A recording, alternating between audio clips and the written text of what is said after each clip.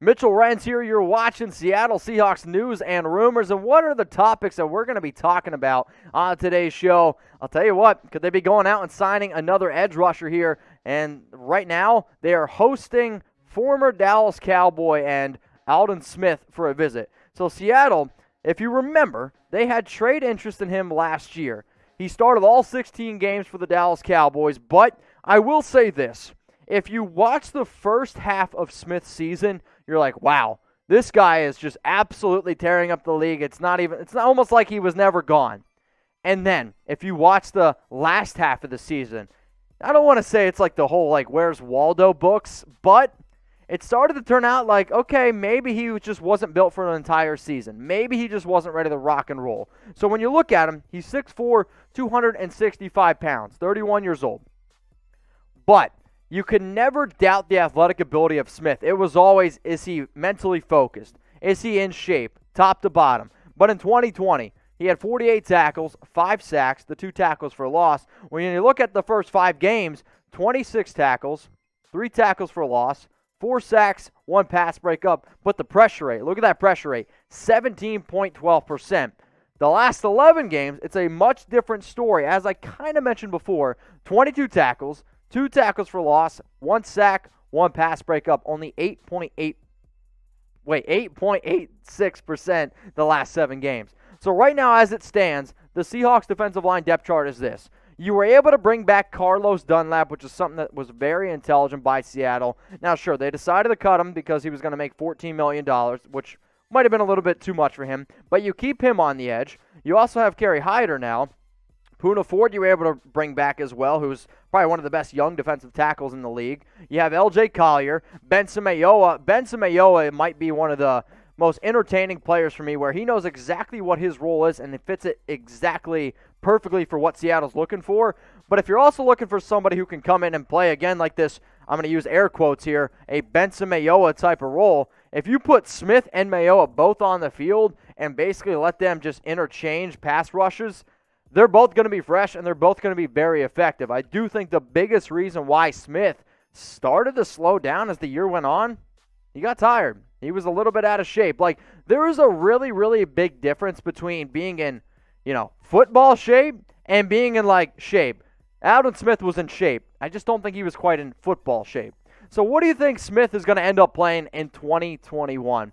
If you think he's going to play with the Seattle Seahawks, I want you to type S for Seahawks. If you think he's going to end up on some other football organization, I want you to type O for other. If you want to be an overachiever and you're spamming that O for other, as I see, please go ahead. Let me know what you guys have to say if you want to be that overachiever, and let me know. So where will Aldon Smith play in 2021? I want you to type S for the Seahawks, or I want you to type O for other. So you guys are watching NFL Daily by Chat Sports, and we're still going to be breaking down some more stories here around the Seattle Seahawks. And the next story I want to bring up here is around Jordyn Brooks potentially being a breakout player. But before I get to that, I do want to say this. If you guys love Seattle, if you love the Seahawks, please go ahead and subscribe to our Seahawks Today channel. The link is below. It's youtube.com/SeahawksTV. This has been one of the fastest growing channels that we've ever launched here at Chat Sports. So I do think it definitely is a major shout-out to the 12s. I think it's a major shout-out to all the fans in Seattle that you guys are always rocking and rolling. I will say this. One of my biggest goals before the day I pass away, one of my things on my bucket list, is be able to go to every single stadium in the NFL. And one of the stadiums that I absolutely want to be able to go to is the Seattle Stadium. So if you are a big-time fan of the Seahawks, if you're a 12, I want you to go ahead and subscribe. The link is below, youtube.com/SeahawksTV. All right, let's now talk about Jordyn Brooks, linebacker for Seattle. So it looks like Bleacher Report, they put together a nice little article here about some potential breakouts for the team. Listed as the #1 breakout candidate at linebacker for the 2021 season. That was Jordyn Brooks. So he was the linebacker 3 for Seattle, and he did have some good flashes at times. The biggest reason here is, let's be real, he has a great opportunity to just get a lot more production and a lot more playing time with KJ Wright not on the team. Now, I don't know if they're going to bring back KJ Wright. If I was a betting man, I'd probably say Wright's not going to come back to Seattle, especially when you look at a lot of the other moves that this team has made. But More playing time and more growth, especially in coverage, that could lead to a breakout season, especially when you consider the fact that Seattle's done a very good job being able to recruit linebackers or be able to get linebackers to be basically the best they could be.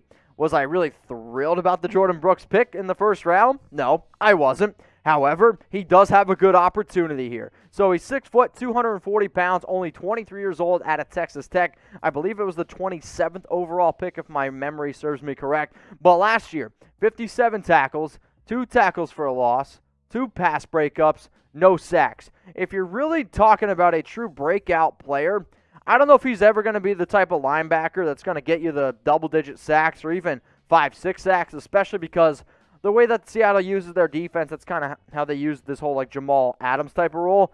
But he could be somebody that gets in the triple-digit numbers in terms of tackles. That I'm a lot more interested in.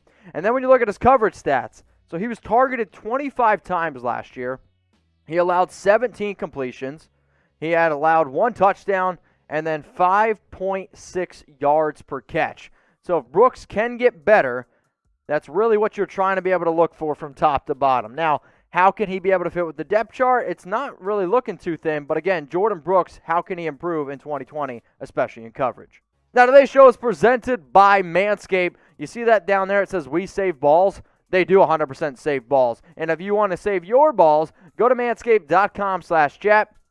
20% off and get free shipping. My favorite product that they have is the Lawnmower 3.0, which you guys can see over here as I do my best Vanna White impression. Now, I don't have any chance in hell with Vanna White, but I'll tell you what, my chances definitely go up if I use the Lawnmower 3.0. The other thing that I absolutely love about this product, the 8-hour battery life, the changeable blades, because it's very important to change your blades. I'm telling you that right now. Now, if you go out and you get the perfect package, because let's be real, you're trying to look good, you're trying to do your thing, summer's coming around here, and don't be that guy that's wearing that bathing suit and you got your whole George W. hanging out. You don't want to be that guy.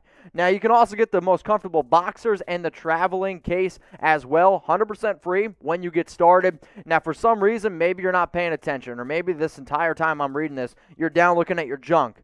So one more time, it's manscaped.com/chat, 20% off and free shipping.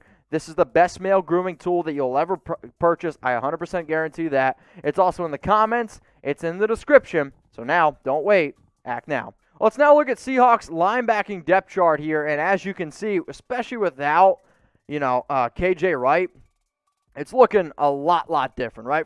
No doubt about it. So you got Jordyn Brooks. He's going to play your weak side linebacker.